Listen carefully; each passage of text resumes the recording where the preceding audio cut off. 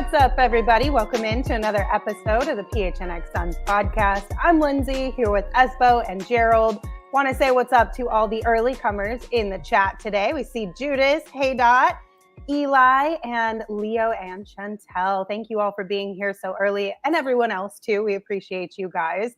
Gentlemen, welcome back to Phoenix. You okay? You're alive? No. My body's here, my soul and everything else I think is somewhere in Vegas or somewhere during that 5-hour drive. It has not arrived back here in the East Valley yet. So, I mean, blessings to you guys. Shout out to you for holding it down out there in Vegas for the first part of Summer League. Y'all got some really great stuff. If you haven't checked it out, you guys, it's all on our YouTube page. Gerald, Espo, and the crew got a ton of interviews, lots of great stuff around the Phoenix Suns. So if you haven't seen all of that, make sure you go check it out, but not until you're done with this show. Okay. Just hang for a little bit. I don't know how you keep this clown car on the road because dealing with half of Gerald is the exception, but dealing with all that, man, that's tough, especially in Vegas when the hangover factor is in play too. Tip of the hat to you being able to keep this on the rails. Well, thank you. I did miss you guys, specifically you, Espo, a little bit because yesterday's ads were so weird by myself. I was just like, there's nobody to talk to here. I hate it. Anyway, glad to have you guys back. It was weird reading all the ads myself as well in Vegas too. So I actually talked to myself during one. I saw one that ad, was hilarious. So, it was hilarious and also like concerning at the same time. But, yeah, neither here nor there. I'm well aware. All right, gentlemen, let's dive into a little bit of Suns talk today. Mat Ishbia was all over the place yesterday. And of course, it is the topic of the last couple of days and will continue to be because he said some really interesting things. First and foremost, here's what he had to say on the Pat McAfee show about how he's helping with the fit and continuity of the Phoenix Suns. Well, that's a big part of anything, whether it's sports, like, all of us in high school, I'm the best player. In college, I'm the worst player, right? In NBA, some of the guys are the best players, and they're all going to the Olympic team, and now there's 12 best players, right? So how do you work together? I had nothing to do with that with the Olympic team. Obviously, they got great coaches, and Grant Hill runs the whole organization there. But for the Suns and Mercury, that's definitely part of it. You got to make sure pieces fit, and that's part of continuity as well. Like, the Suns didn't do as well as we wanted last year. We won 49 games, but we didn't get to where we wanted. But part of that was our first year together. We got continuity now. You get a little healthier, get things going, and you got to understand your role is this. And on this team, you scored 30 a game, but here you might only score 18 or 20, and that's just team sports. That's life, and you got to adjust. And if you don't adjust, you can't win. I said his name wrong again, didn't I? Yep. Yeah, it's Ishbia. Oh, you meant McAfee. That's right. You guys, I don't know what it is. It won't stick. I'm sorry. Anyway, so he's working on that, right? And obviously it was mostly about the limitations around the second apron that were kind of dictating what they could and couldn't do this offseason without doing something extreme. But I do think there is something to be said about continuity and also bringing in guys who maybe fit a role. And now you have a better understanding and idea of what those roles should be. Yeah, I mean, certainly. it's what we had been saying going into this. Like, year one was about assembling the big three. It was about, you got Kevin Durant. Your two choices with the second tax apron stuff was either get worse or go out and try and get better with a guy like Bradley Beal. They did that. They tried their best to put together role players around those guys that made sense. But to be honest, we only saw them for 40 games together. And it was going to be tough heading into the first year with a big three to find the perfect complementary pieces to those guys anyway, without a little trial and error. So we knew this going into year two. It was going to be all about, okay, how can we retool around what we have? Because, making major shakeups to the roster probably wasn't in the cards with all the second tax apron restrictions that they would have to get through. So that's what they kind of did this summer. They went with more proven, established players instead of last year where it was, okay, this guy had a good season, could be on the upswing, could be on the right trajectory. So now you're hoping that these more veteran additions to your roster are the perfect complementary pieces. And, again, you have Devin Booker, Kevin Durant, and Bradley Beal on your roster. Like, I know that a lot of people are down on the big three, but that's kind of what this experiment is going to be. We know that they have a set window. They're committed to that window. And then, we'll see what happens after that. But for the time being, it's all about retooling around those main guys. Yeah, I mean, they obviously had a plan when they traded for Katie and decided to go in on Beal, and they looked at it as more than just whatever happens in year one, right? And I appreciate that, because we see a lot of franchises have knee-jerk reactions to certain things, including a disappointing season like the Suns had when you take into account the sweep in the first round. So they had a plan, but what I also like is they adjusted based on what they learned in year one as well. Like you said, Gerald, they didn't go after the same kind of free agents. They looked at it and figured out how to plug those holes with guys that matched more of what they needed with more of a proven track record. And there wasn't, as we've talked about a million times, there wasn't a lot of other options. Sure, you could have blown it up, but Ishbia is obviously focused on one thing and one thing only, and that's winning a title in Phoenix. And you weren't getting any closer to doing that by blowing it up this year. I also think, and this is something I was talking about with all of our special guests yesterday on the show, you kind of got a little bit of a head start, whether this was intentional or not by the Suns. It very well could have been, but on that same type of continuity level with Mason Plumlee and Monte Morris, and the fact that they have played together already, right? So you're not starting from square one there. And then you also have a little bit more in the sense of what you're getting from those backups, and specifically Nurk to Plumlee, that it's similar. Whereas last year, it wasn't as similar, I think you could say. Like, they didn't thrive in the same ways. So you have, it seems like they were just very strategic this year, a little bit more strategic than they were last year maybe, or just took a different path. But I don't know. I mean, we're just going to have to wait and see how it all unfolds, but I'm cautiously optimistic as to what they've done this offseason. All right. So Mat Ishbia also was on Arizona Sports yesterday, and he talked a lot about the second apron, the limitations, and how he feels about it. We'll first hear just in general his thoughts on the second apron and luxury tax. Well, first off, the second apron, everyone likes to talk about it, and it's like this. It's like a nice way for other teams and owners to hide behind why they don't re-sign players. It's not the second apron that's scaring people off. It's the luxury tax went up substantially as well. So it's the luxury tax numbers are like 5, then it went up to like 9. I mean, it's massive numbers. That's why my luxury tax is so high. That scares off a lot. You saw with Clippers, who has a very rich owner, they decided to not go forward with Paul George. You saw Denver, their championship team, 2 players in the last 2 years have left. And so the way I look at it is it's luxury tax, and then the second apron restrictions, it definitely has some things, but the second apron doesn't impact you as much unless you're there for 3 out of 4 years. If we're there 3 out of 4 years, that will become an issue, because then our draft picks get frozen, our draft picks go to the back of the draft. There's some negative things down there, not as far in the future, but it's still an impact. So we're very aware of the rules. I understand them better than I'd like to admit. Our GM, James Jones, knows them. Josh Bartleston, our CEO, we're very involved with every detail. He's not afraid to say the quiet part out loud and just straight up tell you, you're being cheap. Oh, yeah. I mean, he basically said to all these other owners, you're a bunch of basic bitches right now. I'm willing to spend for this 3 or 4 years until the real punitive stuff happens. But you know what? Paying a little extra in tax, that don't scare me, right? And I think it's a valid point. Sure, being in the second apron does limit some of the moves that you can make. But really what it comes down to is how much are you willing to spend to try to win? And he went all in, and the tax bill is huge. And he accepts that. And he brings up Steve Ballmer and some of these other owners who I think that tax bill seriously weighed on their decision making. And you can argue in LA that it was the right decision because it had run its course. But in Denver, I think they're being cheap right now.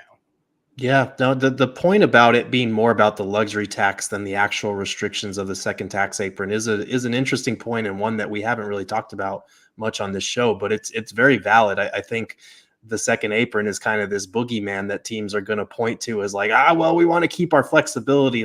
Okay, I get it, but what flexibility did Denver need to keep Kentavious Caldwell-Pope and one of the best starting fives in basketball intact? They didn't.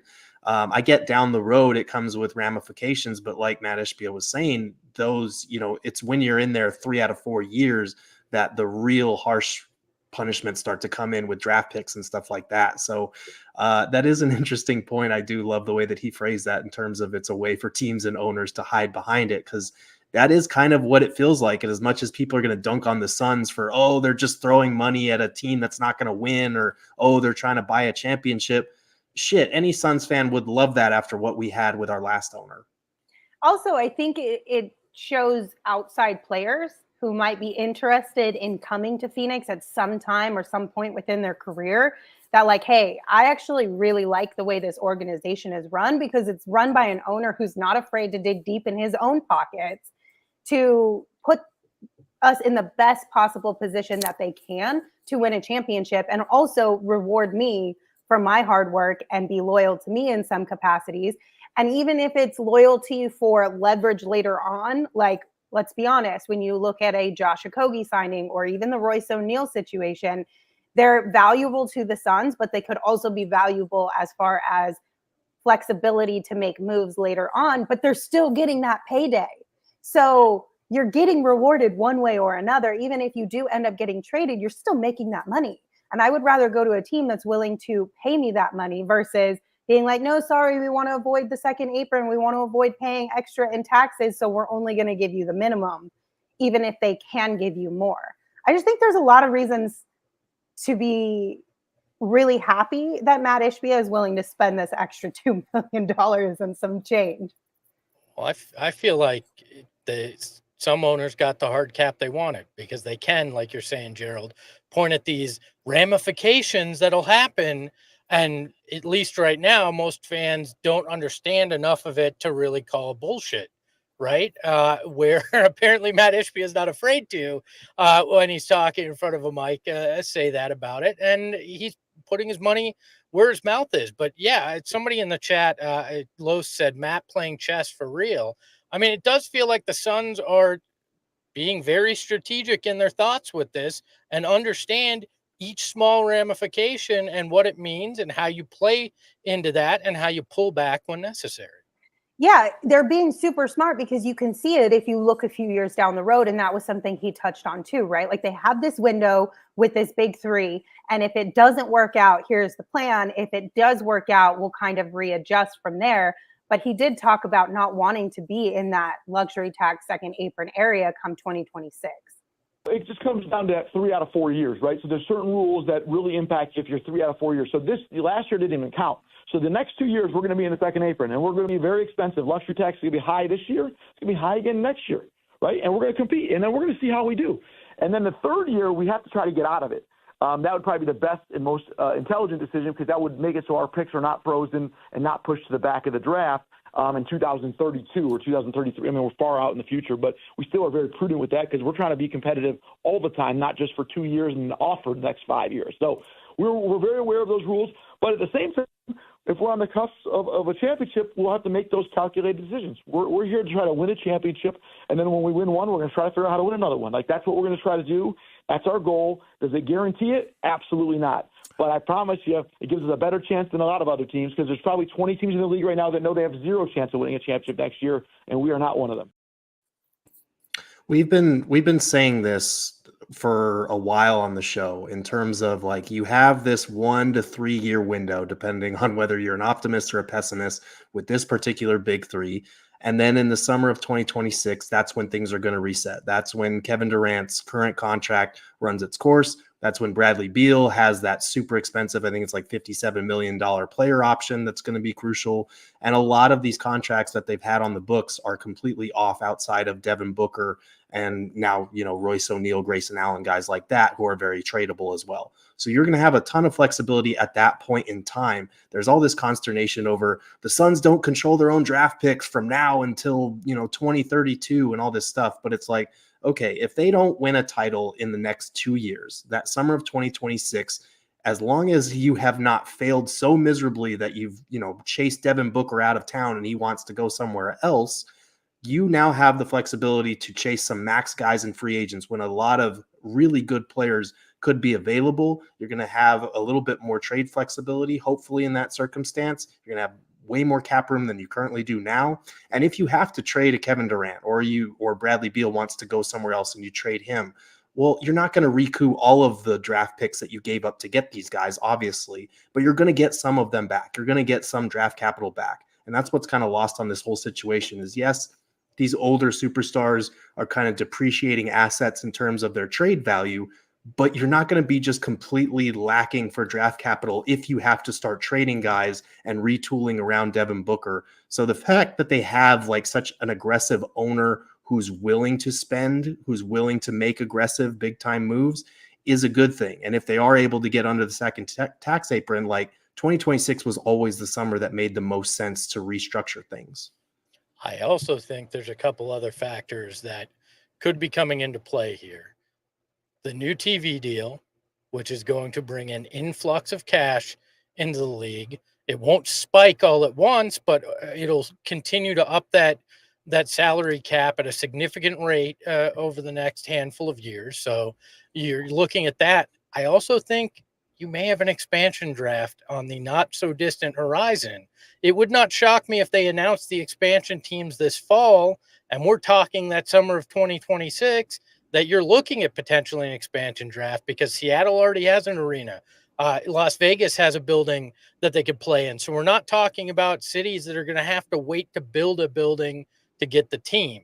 So, and they always said once the TV deal was done, those factors would, that they would look at expanding. So you could be looking at leaving certain guys unprotected. They could change your cap future as well. So this is a very strategic look at it. And people in the chat are asking, well, why would you mortgage your draft picks if you're only playing a 3-year window? You didn't. You still have draft picks every other year. That keeps getting lost on people. Sure. And the swaps don't matter if you're competitive. Like Yes. if you, which they plan to be. If you plan to be competitive still and wind up at a better seed, then those draft swaps really don't matter at all. Yeah. And really, to Jiro's point, all you got to do is get below the second apron in 2026. So that could be $1 below the second apron. It doesn't matter. So you've just got to be below that to not trigger it. So you still could be competing at that point with just a new strategy on how to do it with likely Beal and KD off the books. So we always knew this was where it was going. It's just refreshing to hear it out of the owner's mouth, so nobody continues to question if that's really the plan. That's the plan. Ted also in the chat brings up a really good point too. Our best chances to develop guys with our G League team like the Heat do. That's another aspect to this, right? Like we do have some younger players now who are on the squad, and there's an actual path for them to develop, where when you look back at just like a Jalen Smith, there really was no path for him to develop because he wasn't going to get run with the squad that he was on, not enough to really develop truly. And then they decided to move on from him before giving him that opportunity. But now that you have a G League squad that's in Phoenix, it's going to have a similar system. The coaching styles are going to be similar. Everything they run is going to be similar. So these younger guys that they have invested in will actually have an opportunity to develop. So that maybe in a year or 2 or 3, they can be really solid role players for you to fill out the rest of your roster and actually come in with the knowledge that they need to be like positive for this team immediately. So there's a lot of positive things to look at when you look at like the 3 to 4 year window for the Suns.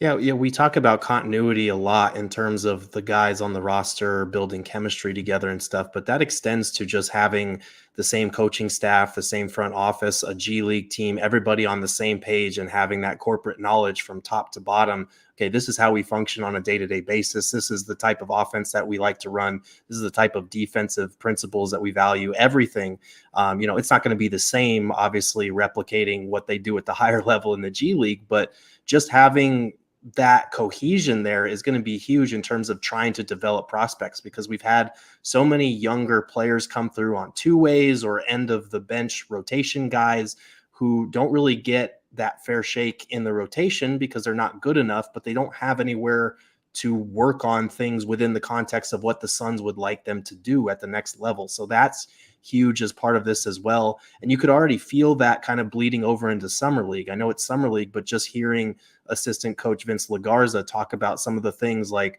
in a 40-minute Summer League game, we got up 32 threes and we want to try and get up a lot of threes. Like, we know that's going to bleed over from Bud's system throughout the organization. So it's just those little positive indicators that I know that they maybe don't bring you the ROI that you would like to see Maybe they don't directly lead you to a championship, but this is what the steps that you have to take to get there.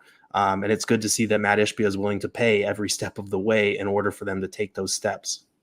Basically, at the end of the day, we have an owner who is investing the right way into this organization.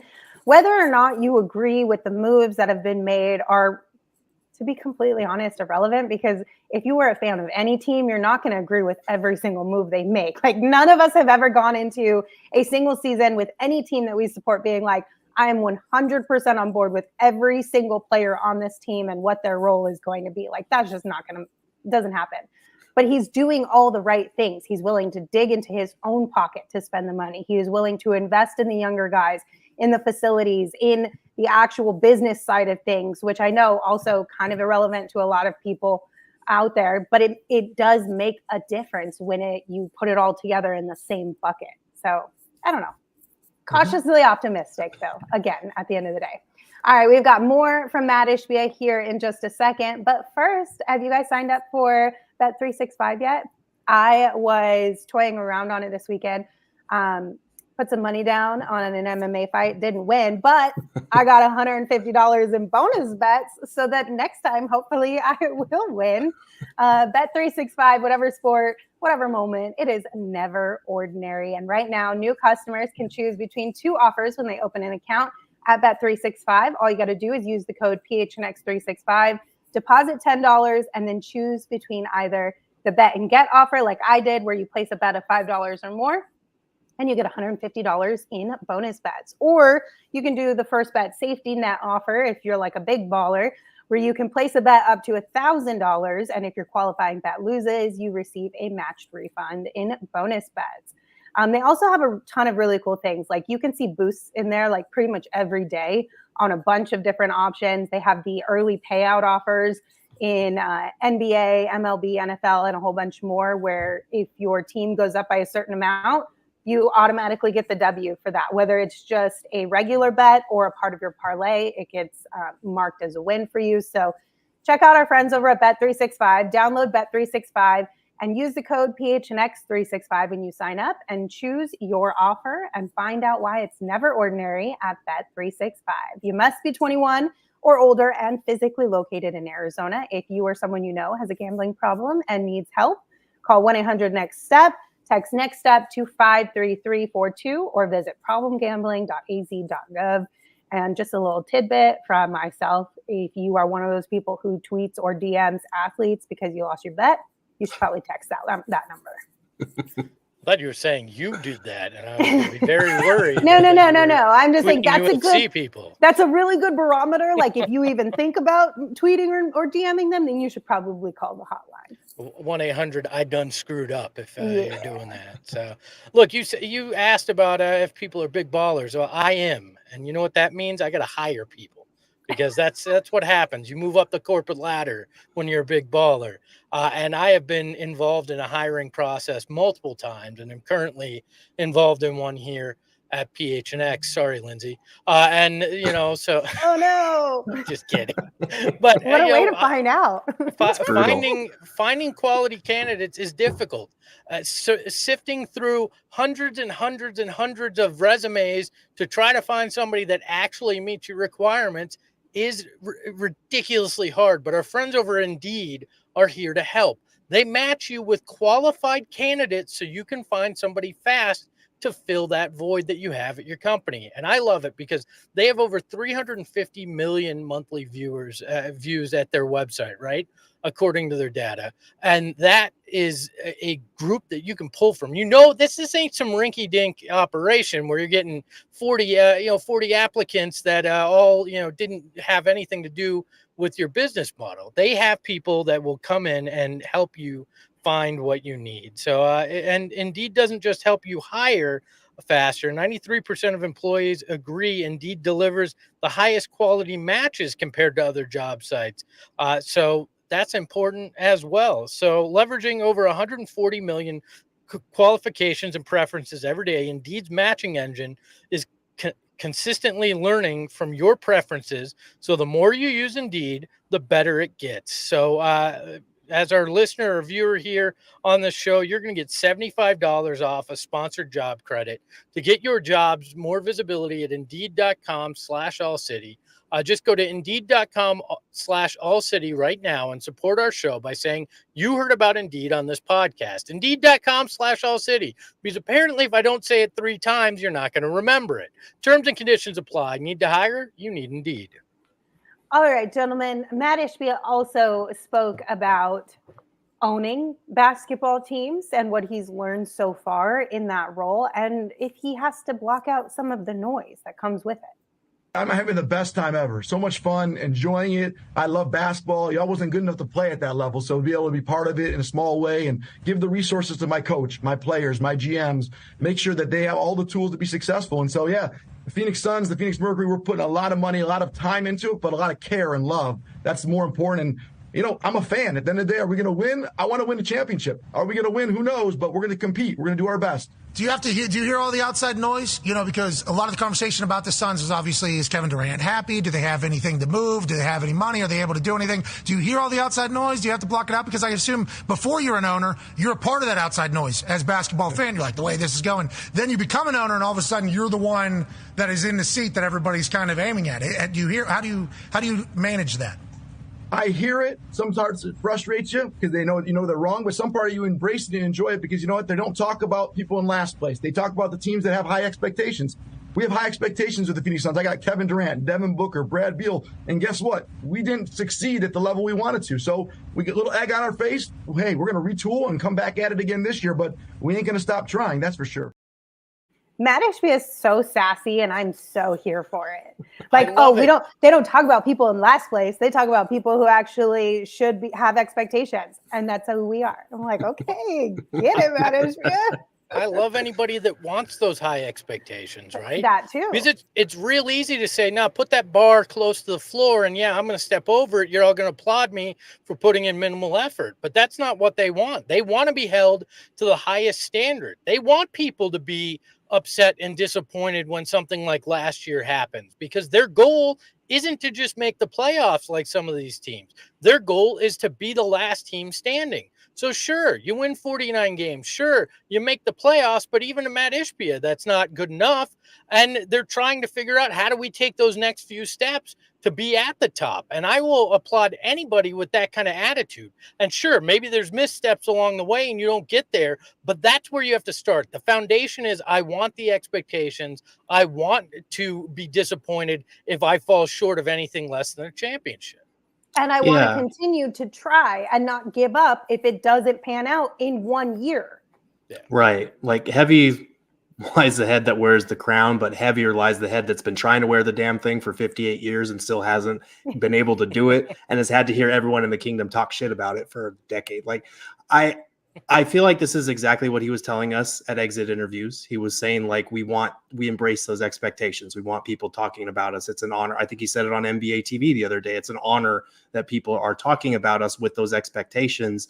And, you know, on the one hand, people who are more skeptical are going to point to that as like lip service, or of course he's going to say that or whatever, but he has very consistently been on that page about the winning aspect of this and the steps that it takes to get there. And the fact that, like, every year 29 teams don't accomplish their goal of winning the NBA championship. Like, realistically, it is hard to win an NBA championship. We are the unfortunate franchise that still has not done it yet. And so every misstep that we take, every time we fall short, it's going to sting a little bit extra than arguably anybody else in the NBA. And I think they're cognizant of that. I think they hear the noise for sure, as he mentioned there. But I don't feel like we should penalize ownership or the front office for when we fall short. Like, hindsight is always going to be 2020. There are people that hated the Bradley Beal trade as soon as it happened. Whatever, I'll give you that. But at the same time, like, they are pushing all their chips in. They're trying to win. He said it, like, we're going to try to win a championship every year. And when we can't, we're going to take the steps to try and put ourselves in that position as quickly as we can. That is the mindset that you want of someone who is eventually going to help this organization get to where it needs to be to ascend the throne.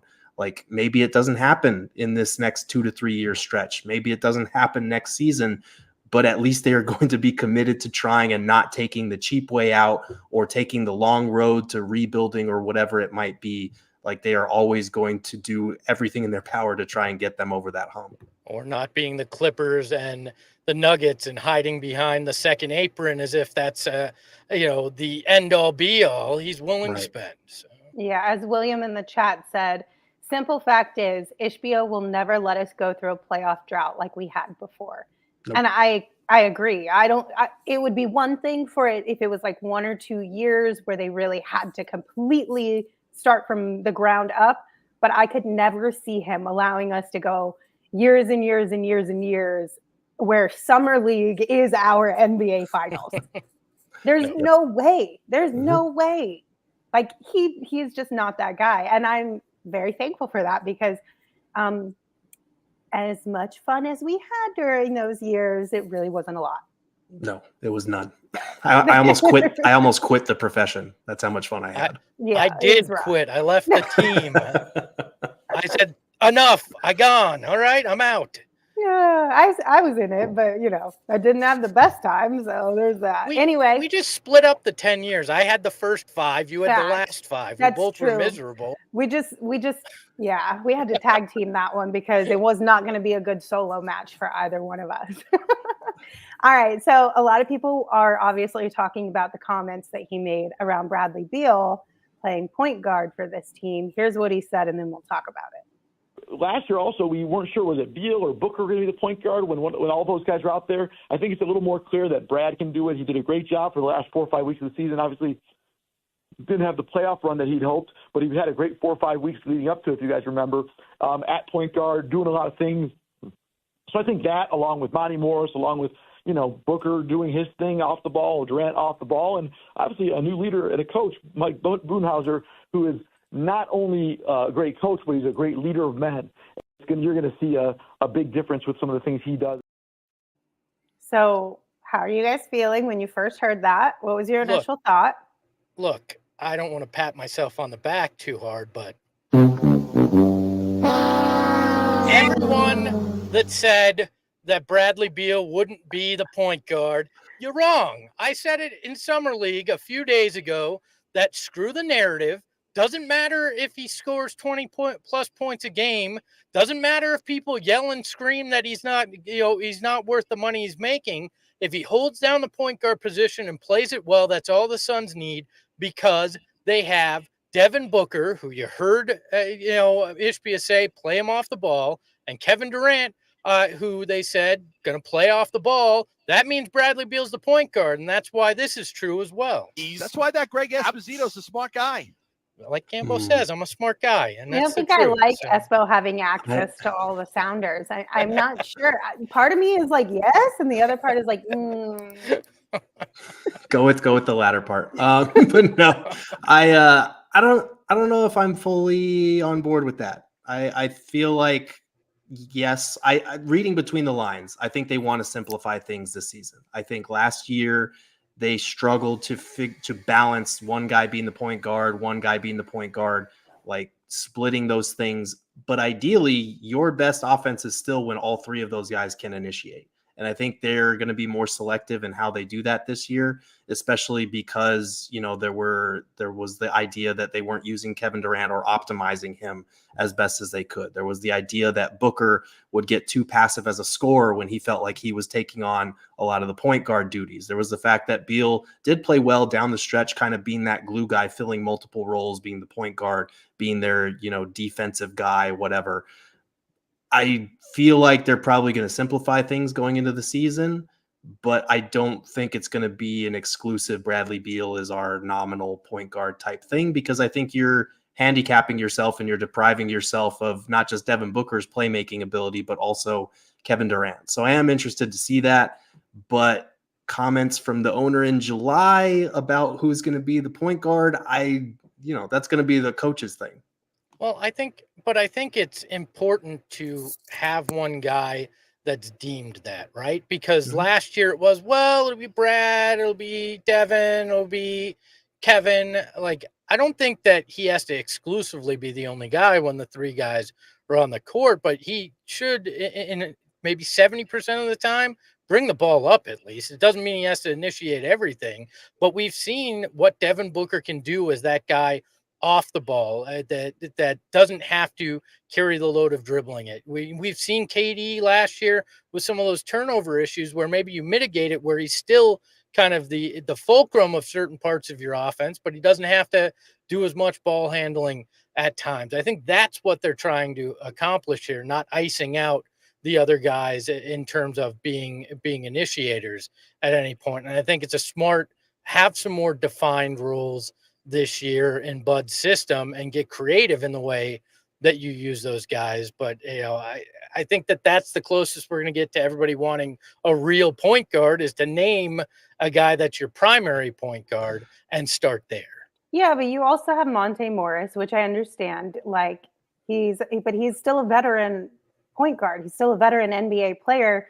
So as you continue to stagger, right, he can come into play a lot there too. So maybe it's Book and Beal not playing as much together, even less than that they did last year together, and you kind of maneuver it in that way. Because he did bring up Monte Morris, and he did bring up that we have a real point guard on our team now too.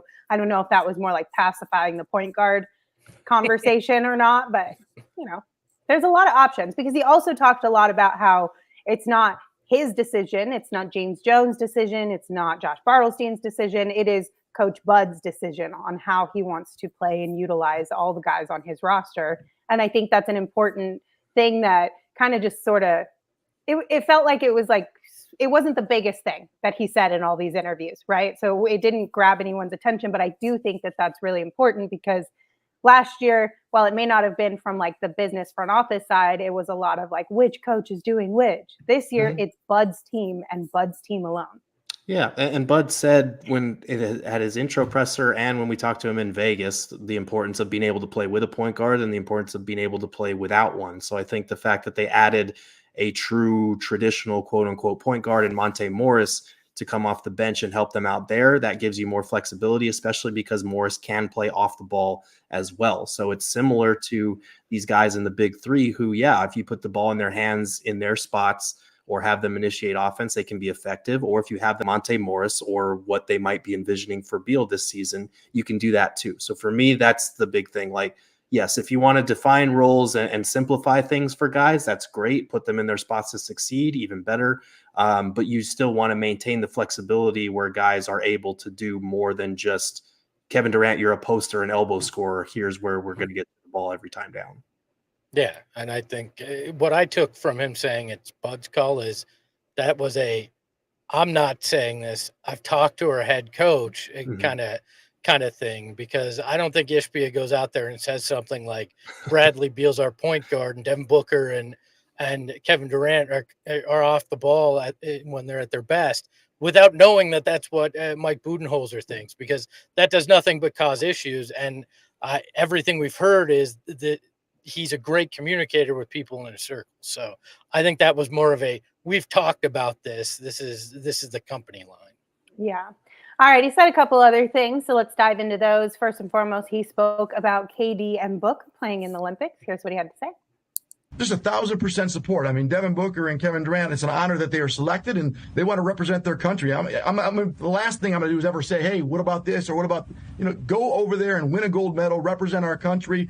I'm going to try to go over there and watch them, support those guys. That's what we do. We're part of each other's team, part of each other's lives. And so supporting our team, and I think they're having a great time. I know they just played earlier today. I know Kevin's not playing right now, but he'll be playing soon, hopefully. And I hope they bring home the gold for the USA. He also said he's not really worried about KD and kind of sitting out in these earlier preliminary games because of the calf issue going on, because he knows that KD is very aware and cognizant of his body and is being cautious there. He also knows that the medical staff is doing the exact same thing. So just in case anybody was worried. Yeah, no, he's not going to jeopardize the upcoming season for this. Obviously, competing for your country, trying to win a gold is very important. It's a really cool opportunity for both of them, and it's great that they have the Suns' full support on that, kind of as you would expect. But KD knows his body well. He's dealt with calf stuff in the past before.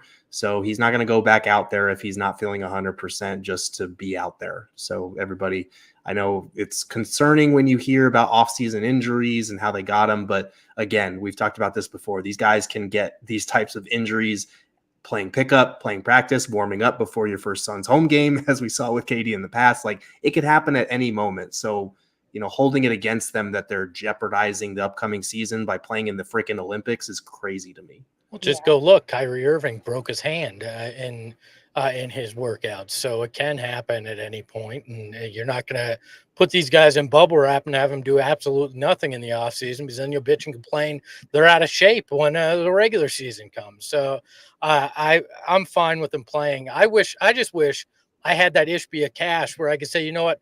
I love me some KD, some Book. I want to go support them. I'm flying to Paris and buying some tickets to that USA medal round game. Listen, I think we should start the petition to Mat Ishbia to charter a PJ and pick a few of us to be on board. And then let us all stay at the same hotel as him. And then let us all mob to the game together. You know what I mean? Like, come on, Mat Ishbia. You're throwing cash around like it's nothing. Like, let us join. You can fly there straight from the honeymoon, right? Just meet us in Paris. Nope. You guys can handle it, I think. I mean, listen, that'd be a blast. Fine. Absolutely. More Paris for me. Exactly. And then, of course, we've got the WNBA All Star weekend and game. And here's Mat Ishbia's excitement for that. Yeah, it's going to be a great weekend. Obviously, the WNBA is at an inflection point. Like, everyone's seeing it, the excitement. Obviously, I know you guys are big in Indiana with Caitlin Clark and all the great things she's doing, but just the rookie class, the legends that we have, Diana Taurasi on our team, so many great players across the league, and it's going to all be there. We're going to make it like an NBA All Star weekend, a high level weekend, a lot of fun, and we're super excited about it. A lot of fans sold out both nights on national television. It's going to be just an amazing weekend. The WNBA is here and here to stay, and our practice facility is like another crown jewel moment where we're excited to really invest in the girls and invest in the league. Yeah, I heard you're opening the doors for those tomorrow. Congratulations. Obviously, you took $100 million of your own money to build this practice facility for the Mercury. Opening doors tomorrow. I believe the court in the practice facility is named the Diana Taurasi Practice Court. Is that correct? Absolutely. Give a little love to her. She's one of the best players of all time, and we're lucky to have her in Phoenix the whole time. How was the construction? How was the construction of this $100 million facility? We did it in less than a year. We announced it less than a year ago. We got it up and running, built it from scratch. We're really excited about it. And I know people think it takes a long time, but we really put a lot of focus on it, and the women are super excited. How many WNBA teams have a full practice facility? Not that many, but hopefully there's many more follow. Hopefully it's the leading indicator.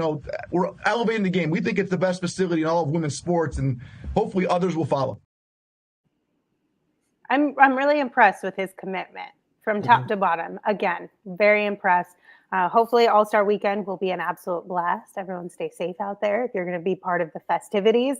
But get out and take them in. There's so many things going on. There's so many comprehensive lists. Like, I know no free ads, whatever, but I follow Visit Phoenix on Instagram, and they have like a carousel of photos with like every single, as many as they can fit anyway, events that are happening over the weekend. So if you're trying to figure out like where you want to go first or game plan the whole day, that's a good resource too. Yeah. And look, a lot of people could say, I believe in building culture. I believe in doing whatever it takes to win. I believe in Phoenix being one of the best sports cities in America. Hell, we heard Alex Morello say in his introductory press conference he was going to do anything it took to win, right? And then never did a damn thing to win. Mat Ishbia has put the money where his mouth is, has invested not only in the Suns, but in the Mercury, in the employees, and all that to try to make it a truly world-class organization. And that says something to me. And then the big thing he did was he went out and got the WNBA All Star game, the NBA All Star game coming up in 2027, because he wants to show off how this is a mecca of basketball here in Phoenix. And I tip my hat to him. I think All Star Weekend is going to be fantastic. I saw the pictures of that training facility that they built for the Mercury in downtown Phoenix. It is unbelievable. Kudos to that entire group for actually doing what they told us they were going to do. Absolutely. Yeah, the one thing I'll say is that under Sarver, under the previous regime, any Suns event or press conference where we got to interact with people from the executive team, front office, whatever, it was always just about the Suns, and maybe you would get a Mercury mention as kind of a pity throw-in. Now, like just talking to some of the people in the front office out there in Vegas at Summer League, I can't tell you how many of them, all of them, asked me, are you going to be at All Star Weekend for the Mercury? Are you going to be there? And how many times we've gone to these pressers or these events or whatever, and it's always been about the Mercury just as much about the Suns. And that level of commitment, that level of putting it at the forefront of not just our own minds, but of your minds who are here to listen to us. Like, I think that is important, and it speaks volumes about their commitment. It's not just about bringing a championship to the Suns. It's about bringing another one to the Mercury as well. And I am kind of bummed. I mean, I'm not that bummed that I'm going to be on my honeymoon, but I'm bummed about the timing of it because I would have loved to see how electric that environment would be here with all the attention that the WNBA has garnered, that women's basketball has built for itself over these last few years in general. Like, this is going to be a really fun weekend, good for the city, good for the league, and good for the Mercury as well. Well, and he's treated it with the reverence an All-Star Weekend usually has in the NBA, right? They have the first, I believe it's the first custom court for an All-Star game in WNBA history. They've gone all out with events. They are unveiling the training facility today. They've done everything that you could think of to try to make this feel as big as they're going to try to make that 2027 NBA All-Star game feel. And that's a big deal to try to do that with the W. And we saw earlier this week that I believe they quadrupled their TV revenue. The WNBA did going in to this next deal. This is a league on the rise, and he's giving it the respect that it deserves. Yeah, absolutely. And listen, enjoy, like I said, enjoy WNBA All Star Weekend. And if you're looking for a great place to go to watch the game, if you were not lucky enough to snag a ticket, or after you're done with all your festivities, obviously our friends at Four Peaks is a great option. They've got tons of TVs within there, and they also have really good food and, of course, really great beer and a good vibe. You might see a good beard in there. I don't know. Maybe, maybe not. It depends on if Espo or Gerald decides to show up. We know Gerald's not, so Espo, I guess it's on you. But make sure you follow our friends over at Four Peaks on social at Four Peaks Brew or at Four Peaks Pub to keep up with the latest at Arizona's hometown brewery. You can also visit fourpeaks.com/locator to check out any new beers or events that they've got going on, like their Bad Birdie Juicy Golden Ale, which is a collab between Four Peaks and Bad Birdie, which is delightful.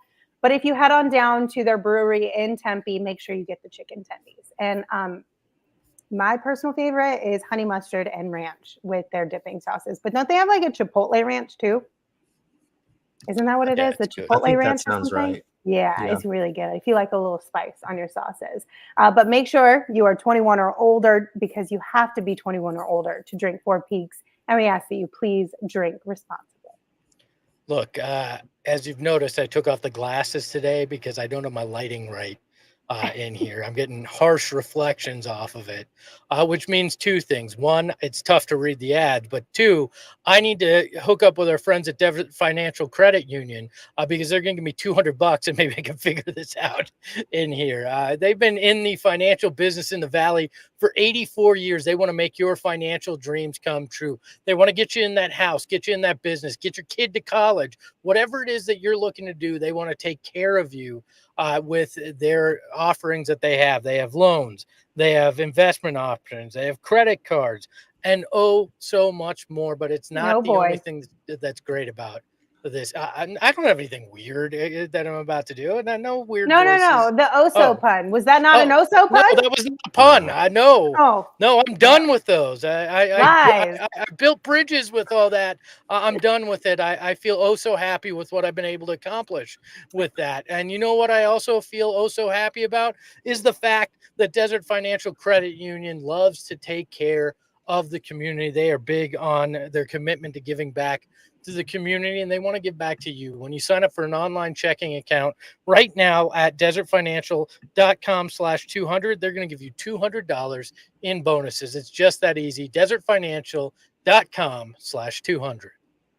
All right, we had a lot to get to from Mat Ishbia today, but we can't forget that Summer League is still happening. And the Summer Suns did play yesterday. Before we dive into what we saw from that game, we want to talk a little bit about Collin GIllespie because there was a lot of questions around why he wasn't playing. Gerald, you spoke with him out in Vegas. What did he tell us about why he wasn't playing at Summer League this year?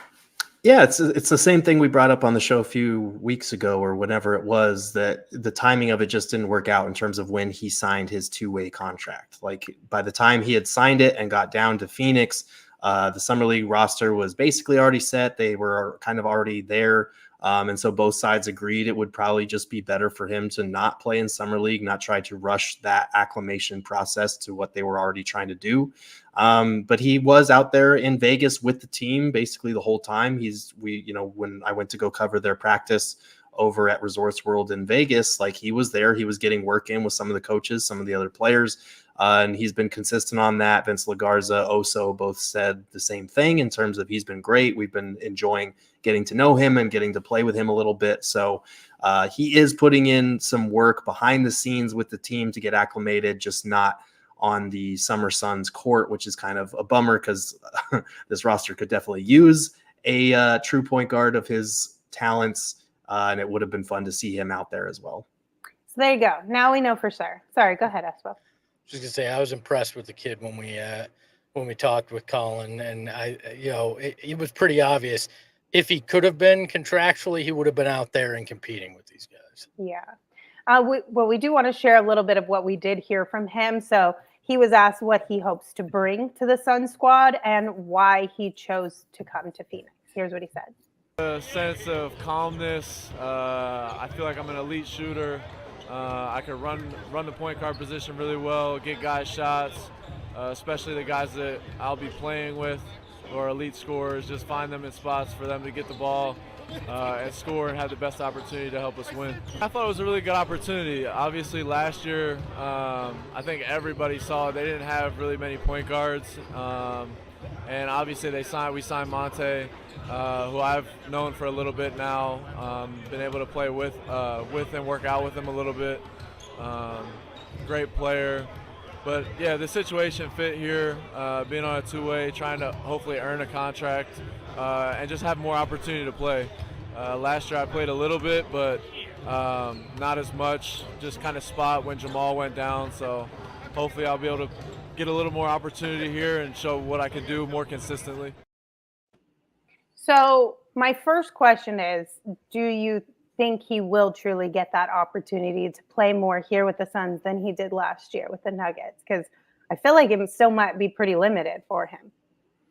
Yeah, I'm kind of in the boat where like they have 15 fully rostered players right now, and they have two guys on two ways that, Jalen Bridges is kind of the guy that we've been saying, okay, if someone earns a full roster spot, he would make sense as a 3-and-D wing that's kind of more suited to what they need.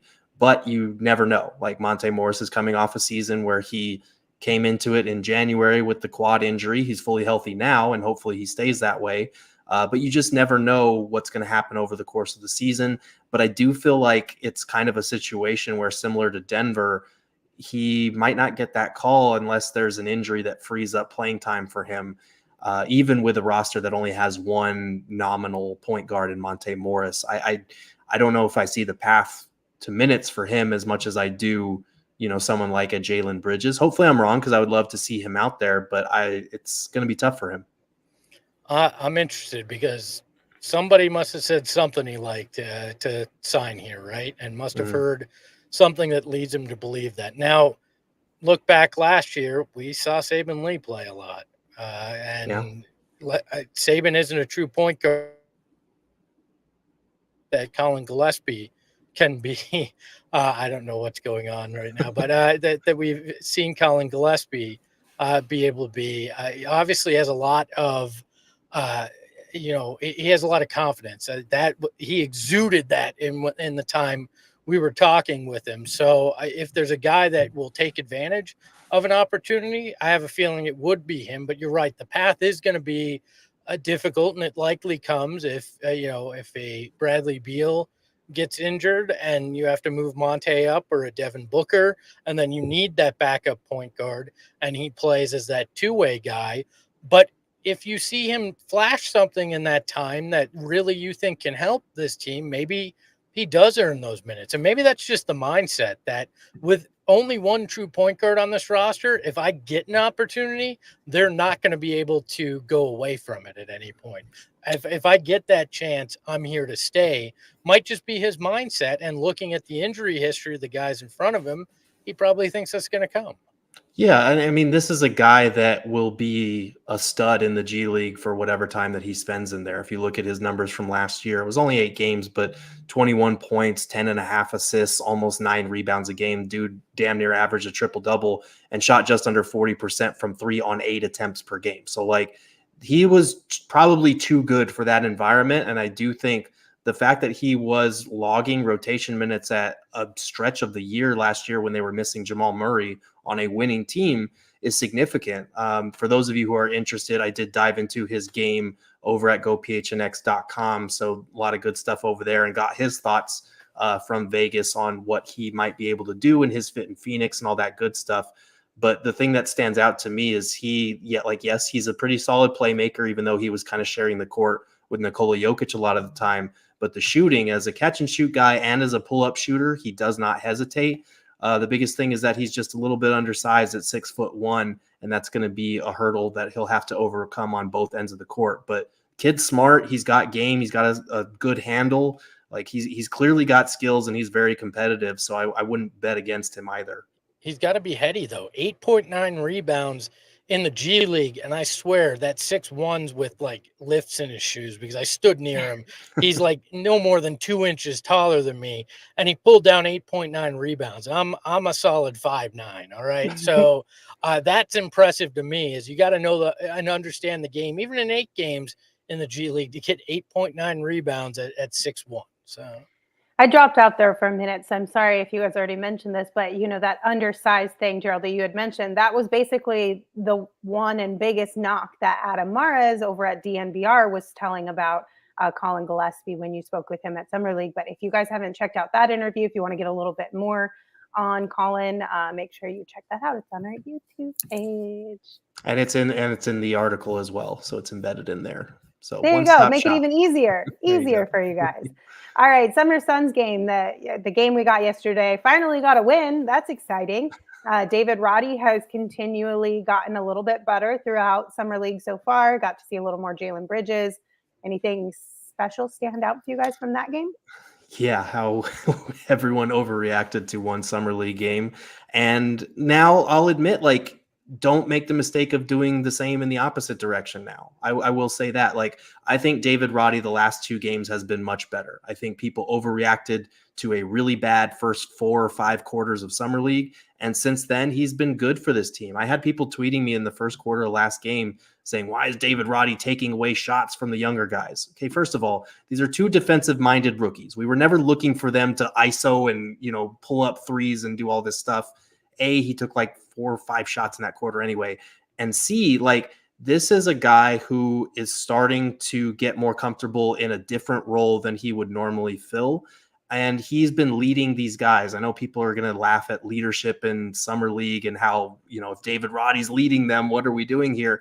But that is valuable to rookies who have never been at this stage before. When you have Ryan Dunn telling us after his first Summer League game that his heart was pounding and he needed to like settle down and calm down and let the game come to him, and that David Roddy was one of the guys helping him with that. When you have Oso saying the same thing about his leadership and how he's asking him questions, when you've got the coach of the team saying Roddy's been setting the example, like, these are the little things that may not directly result in a championship or even in him securing a roster spot, but they do matter to younger guys who are getting their bearings for the first time and who you want to be part of your future. So look, the way that Roddy played, he had 10 of his 21 in the fourth quarter in yesterday's game. He hit the game tying 3. He hit the go ahead 3 free throws with the team down 2. He was big for them in that spot. And I'm glad that he's been able to show what he can do, because there's no way he didn't read the tweets after that first Summer League game and saw all the shit that everybody had to say about him. Let's be honest. Yesterday, David Roddy may not have been the hero we wanted, but he was the hero we needed, because he stopped the Suns from having to face the worst thing in Summer League, overtime. So thank you, David Roddy, for hitting all 3 of those free throws instead of 2 out of 3, because there's nothing worse than overtime basketball in Summer League. I also want to give a shout out to Oso Ighodaro, who had 8 rebounds. People have been on him about his rebounding. He did that. And yay, Ryan Dunn hit a 3-pointer. Hey. So, hey. You hit one. Listen, we're making progress. Mm-hmm. That's what Summer League is all about, progress. We knew this was going to take time. We knew this was going to take time.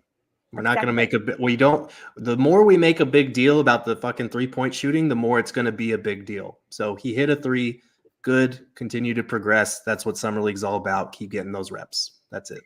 Espo, I do have one thing to share for you from the Summer League squad and what we're hoping moving forward. So you remember how correct me if I'm wrong, because I said it yesterday as if it was fact. If Boo Booey is on the Valley Suns, you're going to get a jersey that says "My Boo" on the back, right? Correct. Okay, just want to make sure, because Voida yesterday told me that if that is the case, then you'll sing Alicia Keys, or he will. I don't know which one. You guys will do a duet, Alicia Keys and Usher, of the "My Boo" song, and honestly, give the people what they want. Oh, I'll wear the jersey backwards so it says "My Boo" while I do the Usher part. All right. Is that what the people want? I kind of want it, to be honest with you. I think it would be really funny. Have you met Voida and I? The people want us to make total asses of ourselves. Yes, I think that's it would what be the people so want. Funny.